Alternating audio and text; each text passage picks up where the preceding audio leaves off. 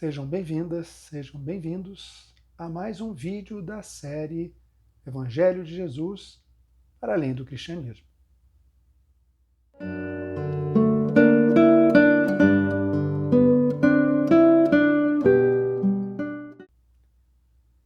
Para quem ainda não me conhece, meu nome é Milton Menezes, eu sou médico, teólogo, educador, terapeuta comunitário e mesmo sendo cristão, venho há alguns anos tentando viver uma espiritualidade plural, um ecumenismo universal, defendendo e vivendo o pluralismo religioso.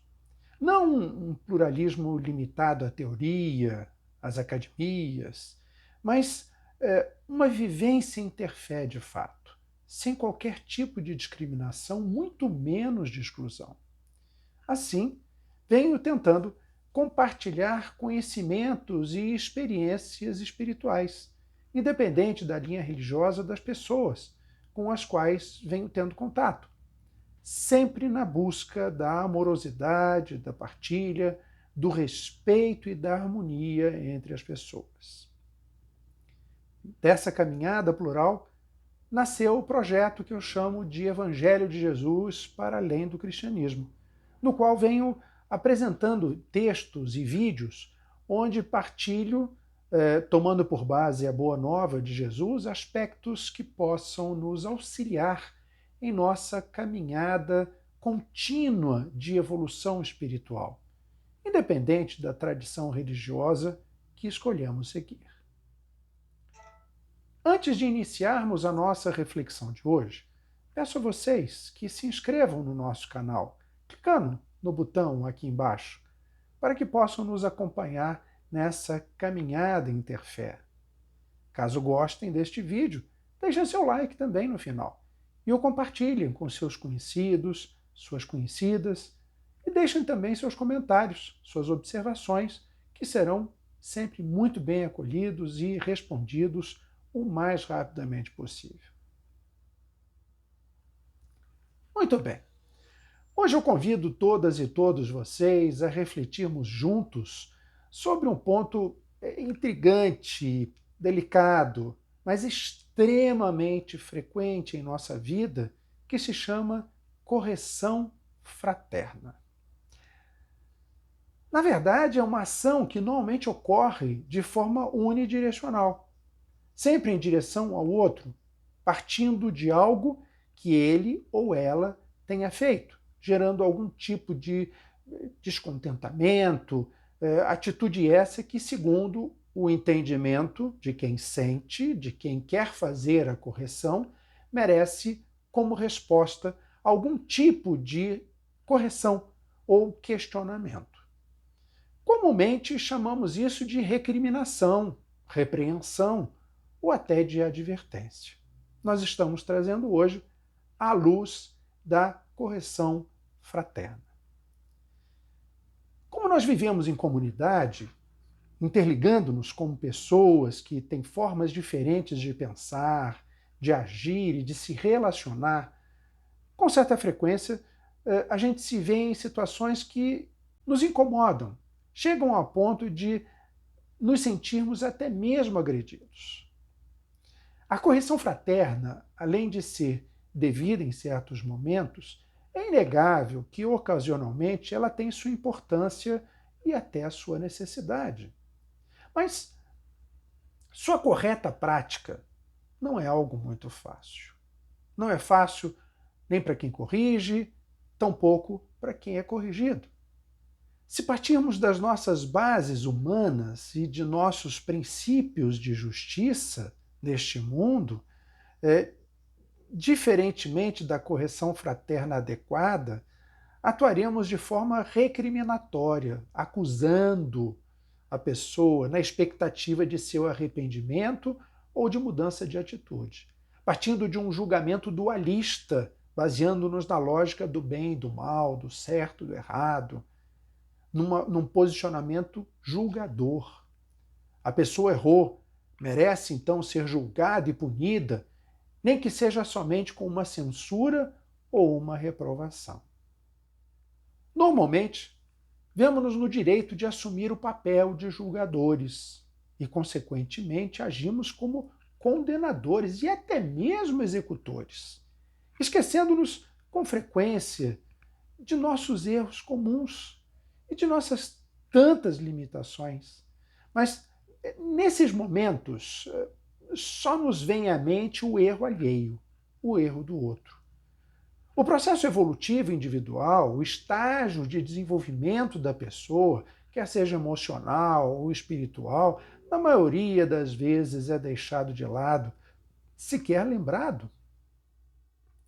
É fundamental que ambos os envolvidos nesse processo, tanto quem vai corrigir como quem vai ser corrigido, ambos têm de se despir do ressentimento, de possíveis mágoas e, acima de tudo, do orgulho.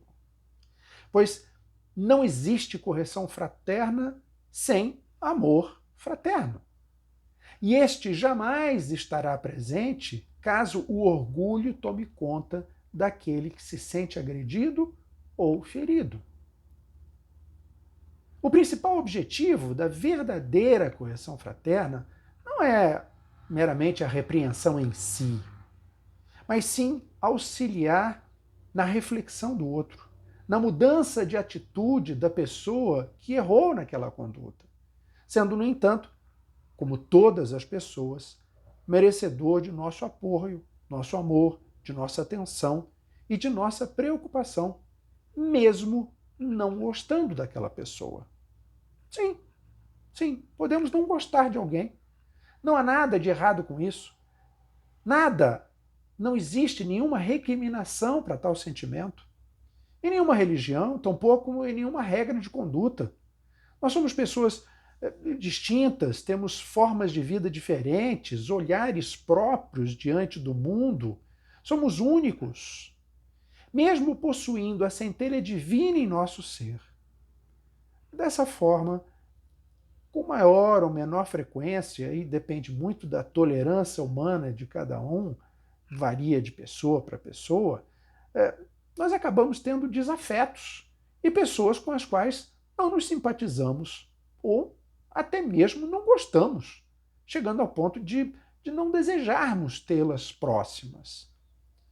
Eu posso me sentir no direito, sim, de não gostar de um agressor. Eu posso me sentir no direito de não gostar de alguém que ilude as pessoas, que engana as pessoas. Mas isso não me exime, não nos exime da responsabilidade de amarmos todos e todas, todos os seres, de desejarmos que encontrem seu caminho tranquilo e harmônico nessa vida, que encontrem a verdadeira paz em sua caminhada encarnada, que consigam, na verdade, evoluir como pessoa e espiritualmente.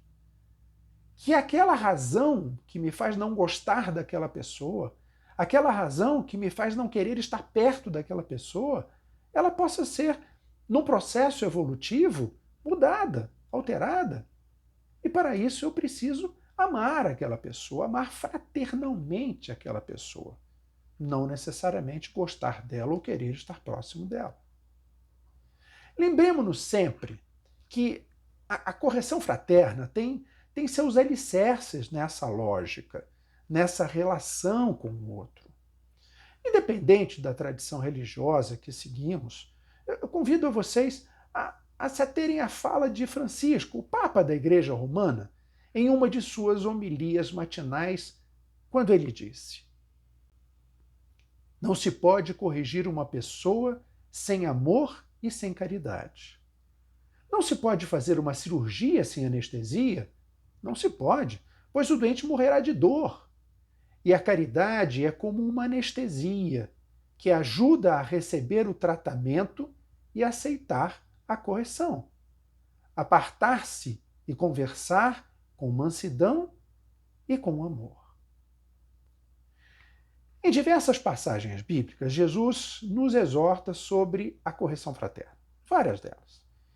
Especificamente em uma delas, a qual inclusive me mobilizou para gravar esse vídeo, cuja localização, inclusive, vou deixar aqui embaixo na descrição do vídeo.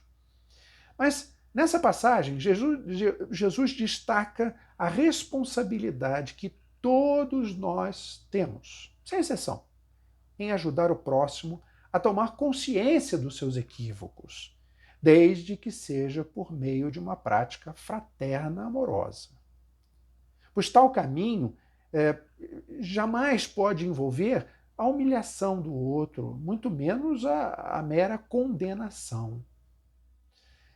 Lembra-nos Jesus, na referida passagem, nessa que eu acabei de comentar, que devemos inicialmente, por respeito à dignidade alheia, de quem quer que seja, não importa quem seja, chamar a pessoa a sós, dando-lhe inclusive a chance da reflexão, da autoavaliação e de uma explicação, se for possível, bem como, se for o caso, de um pedido de perdão. Lembremos de que, na relação amorosa entre os seres, aquele que corrige não tem o direito de humilhar quem está sendo corrigido, pois seu papel é de mensageiro da compaixão e não de julgador, muito menos de justiceiro. Na correção fraterna, nós somos emissários do amor, emissários da misericórdia divina. Até porque ninguém é dono da verdade, muito menos modelo de comportamento, pois todos nós, sem exceção, somos falíveis e limitados. Lembro-me de algumas outras passagens evangélicas que reportam essa conduta, né, a correção fraterna, como também a narrada por Mateus, quando Jesus critica de forma veemente a atitude dos fariseus.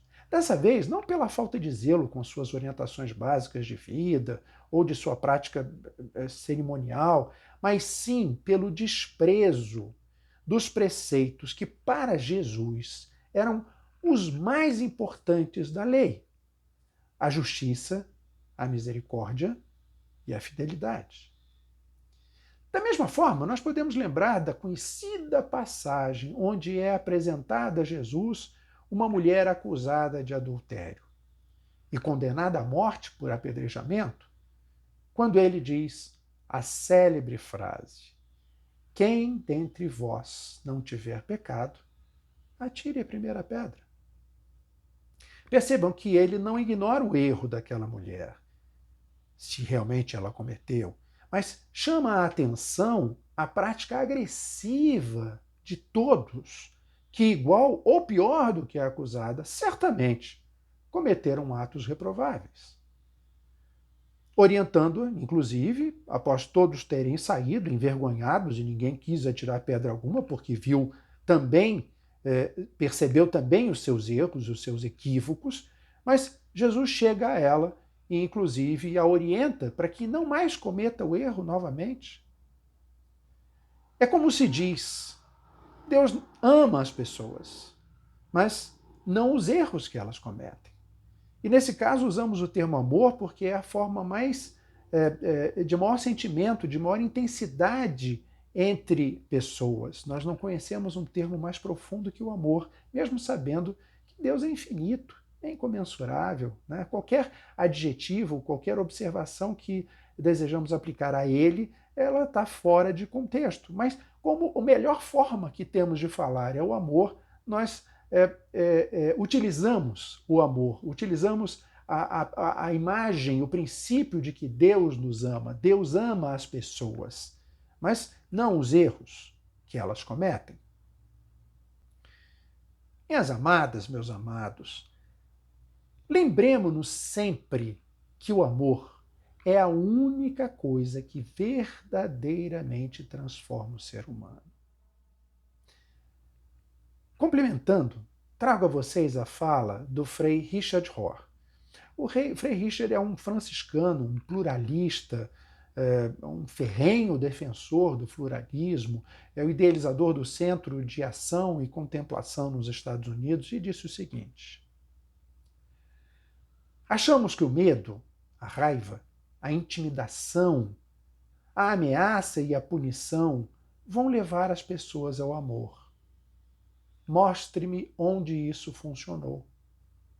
Você não pode levar as pessoas ao alto nível ou o nível mais alto de motivação ensinando-lhes o mais baixo. Isto é, nós não podemos ensinar as pessoas, nós não podemos requerer mudança das atitudes das pessoas sem que o nosso único instrumento seja uma relação amorosa com elas. Porque a relação agressiva jamais vai fazer com que haja mudança de pensamento ou sequer de comportamento. Nós já citamos aqui e vamos trazer novamente, já citamos em outros momentos e vamos trazer novamente o grande mestre Paramahansa Yogananda, que nos lembra em seu livro O Romance com Deus alguns importantes aspectos relacionados à crítica ao outro. E eu faço questão de apresentar dois desses aspectos a vocês. Ele tem um capítulo do livro todo destinado à questão da crítica, da observação alheia, mas eu vou trazer só dois trechos a vocês para a nossa reflexão de hoje. O primeiro deles. Se estiveres em posição de esclarecer outras pessoas, responde ou luta pela verdade com amor no coração. Que tuas palavras e atos não sejam apenas para obter uma vitória, humilhar o próximo ou alimentar a vaidade pessoal, e sim por causa da verdade. O amor pela verdade, no entanto, precisa ser sempre temperado com um amor que se orienta a evitar ferir os outros. E disse ainda mais adiante: não lutes, nem mesmo pela verdade, se não tiveres amor no coração. Pois o ódio não pode ser conquistado pelo ódio, a maldade não pode ser vencida pela maldade. Antes de tudo, cultiva o amor, que é a tua arma mais forte e teu maior aliado. Devemos sempre nos lembrar, minhas amigas, meus amigos, que o amor é a única coisa que de fato, que verdadeiramente é capaz de transformar o ser humano. Pois é a arma mais forte, mais poderosa que temos para mudar as pessoas, a começar de nós mesmos. E esse é outro aspecto importantíssimo quando destacamos a questão da correção fraterna. Exercitarmos com maior frequência a autoavaliação, a autocorreção. Mantendo presentes, da mesma forma, a compaixão e o amor. Porque nós somos merecedores dessa mesma compaixão. Nós somos merecedores deste mesmo amor. Dessa forma carinhosa de cuidar. Dessa forma cuidadosa de lidar com as questões, com as dificuldades, com as limitações. E isso é fundamental que façamos antes mesmo de nos relacionarmos com outras pessoas para que tentemos mudar suas atitudes. E mais uma vez eu trago Yogananda em relação a isso quando ele diz: o caminho divino é julgares a ti mesmo e não aos outros. Se tu não fazes a faxina em tua própria casa, não tens o direito de dizer aos outros que eles estão com a casa suja. Vejam, não quer dizer que nós não possamos fazer qualquer tipo de tentativa de correção, de tentativa de orientação a outras pessoas. Mas é fundamental que estejamos conscientes das nossas limitações. É fundamental que estejamos que tenhamos clara a nossa realidade, né?